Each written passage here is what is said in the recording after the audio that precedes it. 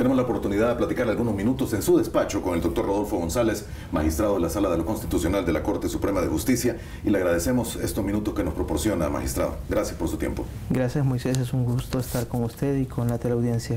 Naturalmente, el tema del momento sigue siendo el CITRAMS. Yo sé que hay algunas situaciones y momentos en los que usted podría hablar más o podría hablar menos, porque incluso ha habido una petición de revocatoria y también una recusación de magistrados, pero de lo que ya conocemos y que es la medida cautelar, en una forma resumida, ¿en qué se basaron para tomar la decisión de esta medida cautelar? Bueno, la demanda vino en 2015 y en ese momento ya se pedía medida cautelar y la sala advirtió que no estaba claro el tema de la posible afectación al interés público y tampoco estaba claro cuando admitimos, porque recién empezábamos a escuchar a las partes, cómo estaba la situación legal, digamos, del otorgamiento de esta obra a unas empresas particulares. ¿Qué sucedió este año? Después que oímos a la Asamblea y escuchamos al presidente de la República, el presidente nos dijo en enero de este año que él consideraba que nosotros estamos prejuiciados con el caso y que posiblemente no íbamos a actuar de forma imparcial, y en vez de contestar el requerimiento que le hicimos, nos recusó.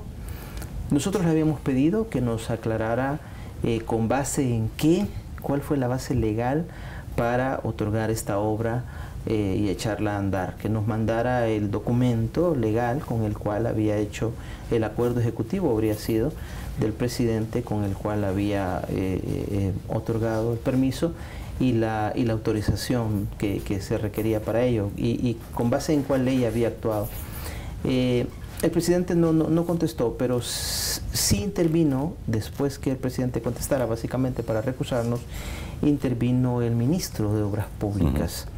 Él pidió que se le tuviera como tercero en el proceso y fue el ministro quien nos dijo en alguna fecha por ahí de febrero o de marzo que para el caso del CITRAMS no hay concesión. Es decir, después de oír a la Asamblea, después de oír a la Presidenta de la República y oír al Fiscal General, fue el ministro de Obras Públicas quien vino a dejar claro en el proceso que no ha habido concesión. El ministro vino a pedir que se le tuviera como parte, como tercero propiamente, y fue él quien dijo que no hay concesión por una razón que él expuso, y es que considera que no hay exclusividad, porque en el carril no solo circulan vehículos, los buses del CITRAMS, sino que también circulan ambulancias, circulaban vehículos con placas nacionales, que no era una cosa de exclusividad, y además dijo que de las 9:30 de la noche a las 4:30 de la madrugada el carril era de uso para cualquiera.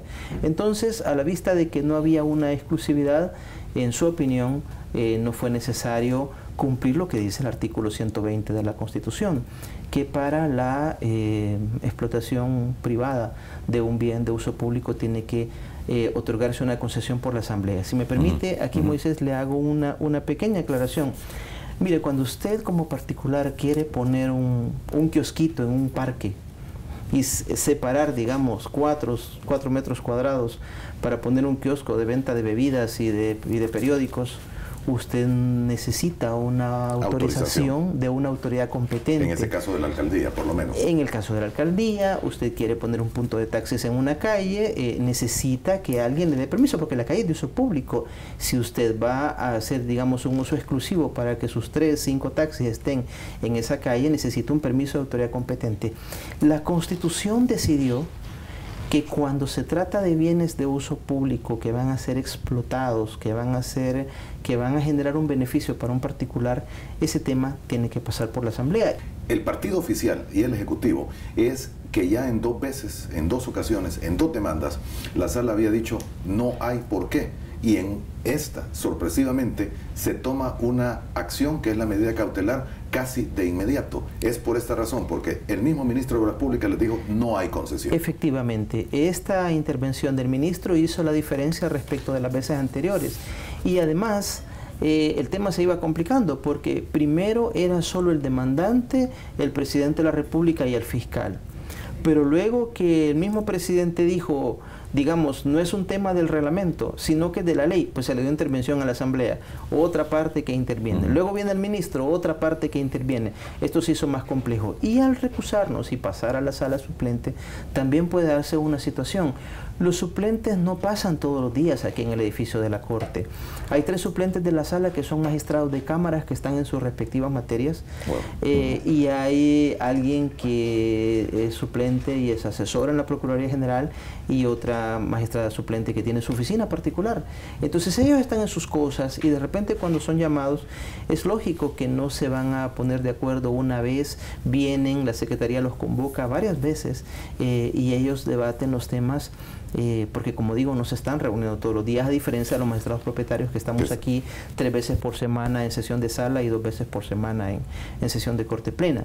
Entonces, ante el riesgo también de que esto se prolongara, y ante algo que ya está claro, que el ministro vino a decir que no hay concesión, y digamos el riesgo de la vulneración, es decir, la sala propietaria, que es la que resolvió, tiene una declaración de una autoridad competente diciendo que no hay concesión.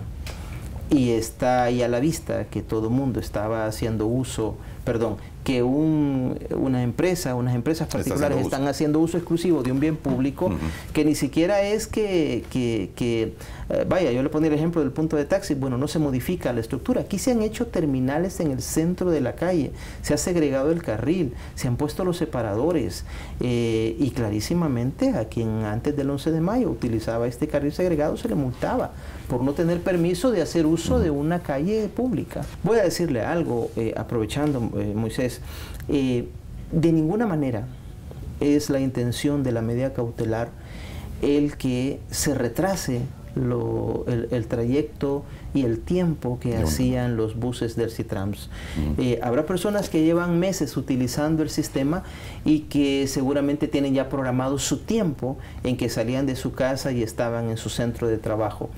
Perfectamente, y por eso en la medida cautelar hay un párrafo en que le ordenamos al Viceministerio de Transporte y a la Policía Nacional Civil que adopten las medidas pertinentes para que se haga un uso racional del carril segregado. Lo que era chocante, que en los carriles contiguos estaban unas filas terribles en que los vehículos iban a volver. Y al centro nadie. Y el carril segregado libre, porque pasaban 10 minutos en que no venía ni iba ningún bus, la calle libre y las personas sufriendo un retraso. No tiene sentido, es irracional. Entonces, nosotros esperamos que, según se ordenó, la policía y el Viceministerio de Transporte adopten las medidas para permitir un uso racional de los carriles.